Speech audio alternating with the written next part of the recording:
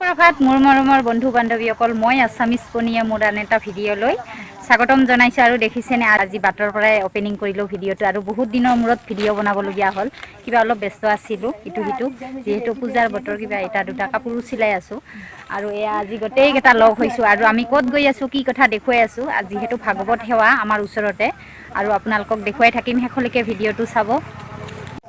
আৰু যিহেতু ভাগৱত অখণ্ড পাঠ হৈ আছে বৰ্তমান, ফাইনেলি আহি পালোঁ। আৰু এয়া দেখিছে ইফালে যাব লাগিব আমাৰ ভাগৱত পাঠলৈকে, মন্দিৰটোলৈকে, শিৱ মন্দিৰ। আৰু এয়া কালজয়ী শ্ৰী শ্ৰী শিৱ মন্দিৰ পৰিচালনা সমিতি উদ্যোগত। আৰু এয়া আমি গৈ থাকিম এতিয়া ভাগৱত পাঠ।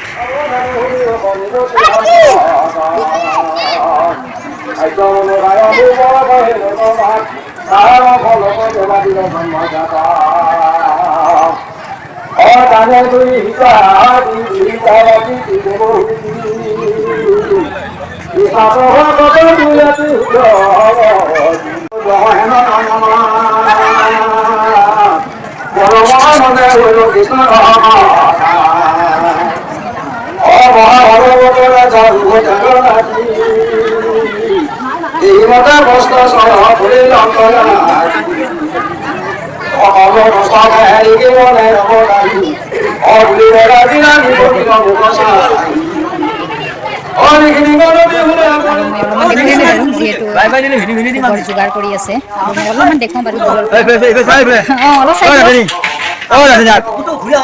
দেখুৱাইছোঁ বাৰু। অঁ হ'ব দিয়ক, নাচালে কথা নাই, ব্যস্ত হৈ আছে। হ'ব দিয়ক, অলপমান দেখুৱাইছোঁ পৰিৱেশটো।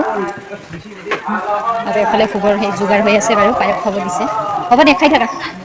আৰু এইফালে পানী পানী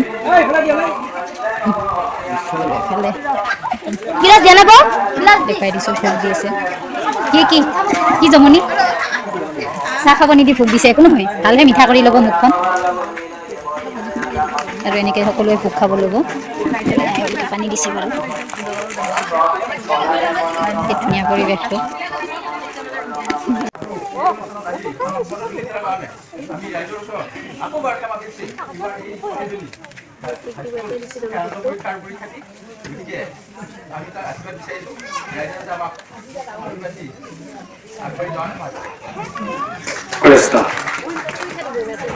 অশ্ৰুতকে ভৃষ্ট হৰি সত্য জান হংস নাৰায়ণস্ত নাম পৰম মংগল ৰূপ যিটো হৰি খেলৱে তাৰ পূৰ্ণ হয় মনস্কাম রাম তার পূর্ণ মনস্কাম।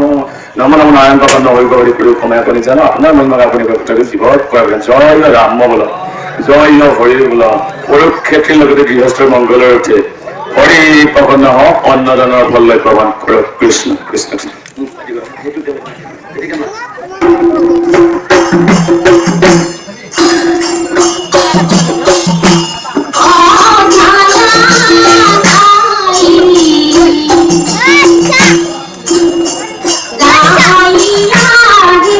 চাৰিজনীয়ে বৌ মাকৰ ঘৰত যাম, দেখিছেনে? আমাৰ একদম টিমটো এৰা এৰি নহয়ে। এই বাইদেউ নতুনকৈ লগ হৈছে, 4টামান ক্ষেত্ৰত আহিল বাৰু। আৰু এয়া আমি গৈ আছোঁ এতিয়া ভাগৱত।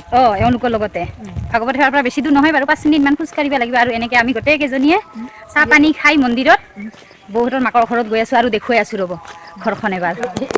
আৰু যিহেতু বৌৰ মাকৰ ঘৰত আহিছিলোঁ, দেখিছেনে? আমি চাহ পানী খাই মেলি একদম আজৰি। আৰু চবে কাপোৰ আৰু চেঞ্জ মানে কাপোৰ চেঞ্জ কৰা নাই, চৰি, মাথা চাথা আচুৰি মেলি। আৰু এওঁ একে 500 টকীয়া নোট মানে মাকক অলপ দিব আৰু পেয়াৰ আছে। আৰু সেইফালে দেখিছা আমাৰ নতুন কইনাগৰাকী খোপা চোপা বান্ধি, কোনে ক'ব এক বেটি এই যে জীয়েক বিয়ে পঢ়ি আছে বুলি। আৰু এয়া মায়ে, আৰু মই এটা ধুনীয়া বস্তু দেখুৱাম। মায়ে একদম মানে তেতিয়া 3টা বাচ্চা আৰু সন্তান, তেতিয়া মায়ে দেখিছে নকলি চুলি বোলে পুৰা 4টা নকলি চুলিৰ ফটো। মই অবাক হৈছোঁ। আৰু এয়া মা এইটো, আৰু এওঁলোকৰ ককা এজন, আৰু এয়া সোণ এনেকৈ পুৰা। সেইফালেও আছেনে? দেখাই নাপাম। এয়া সোণ, এওঁলোকৰ এগৰাকী আছে ডিফেন্সত চাকৰি কৰা সোণ। আৰু তেওঁৰে কিবা কিছু স্মৃতি আৰু ফটো দেখুৱাম। গোটেইখিনি আহিছোঁ যিহেতু দেখুৱাম বাৰু। এইগৰাকী সোণ, তেওঁৰ ফ্ৰেণ্ড হয়। আৰু এই আৰু এনেকৈ এতিয়া যাব ওলাইছোঁ। আৰু লগতে ময়ো অকণমান দেখুৱাম বাৰু। আৰু এয়া আহিছিলোঁ যিহেতু চাহ পানী খালোঁ। আৰু এয়া আৰু দেউতাকো অলপ আহোঁতে দেখুৱাব নহ'ল ক'তবা গ'ল তেওঁ আৰু এয়া দেউতা পূৰা জীয়েকৰ লগত পইচা হিচাপ নিকাচ কৰি আছে এওঁ আৰু বোৱাৰীগৰাকীক মাত দিওঁ বাৰু যোৱা সময়ত আৰু এয়াই আৰু দেউতাহঁতৰ কালজুৰি আৰু এবাৰ আহোঁতে ভিডিঅ' কৰিছিলোঁ বাৰু এইটো ঘৰৰ তাৰপিছত সেইদিনা ভাত খোৱাকৈ আহিছোঁ আজি যিহেতু মন্দিৰৰ বাহিৰে বাহিৰে আহিছোঁ ভাত খোৱাকৈ অহা নাই বাৰু তাতে ভোগ খাব লাগিব আৰু এয়াই আৰু এইখন ঘৰ বৌ এইজনী বৌ আৰু এয়াই আৰু দেউতা মা আৰু এতিয়া আমি যাম আৰু চবেই আজৰি হৈছোঁ যাবৰ কাৰণে ভাগৱত সেৱাত আহিছিলোঁ আৰু এতিয়া আমি ভোগ গ্ৰহণ কৰিম বাৰু পাত পাৰিছে যিহেতু ৰাইজৰ আৰু দেখিছেনে প্ৰায় 200জনমান মানুহ বহিছে ভাত খাব মানে ভাত চৰি ভোগ হয় আৰু এফালে আমি আছোঁ গোটেইকেইটা মানে ময়ো আছোঁ আৰু বৌ এবাৰ চাই দে ইমান ঠেক জুৰি নাথাকিবি আৰু বৌক আৰু এবাৰ দেখুৱাইছোঁ মোৰ গালচি মই ভগত সেৱাত আহিছিলোঁ টিকলিজনীক লগ পালোঁ চাগে কিমান কি মৰম এটা চুমু দিয়া চুমু এটা দিয়া ইমান মৰম লগা দেখিছেনে অকণমানিকে কি বেবী এটা পালোঁ স্কুলত যোৱা ইমান মৰম লগাইছেনে মই এবাৰ লগ এই বা দেখিছেনে তোমাক মোবাইলত দেখা পাবা দেই এইজনী দেখিছানে অকণমানিকা ভাগৱত পাঠ শেষ হ'ল আৰু আমি এনেকৈ আহি আছোঁ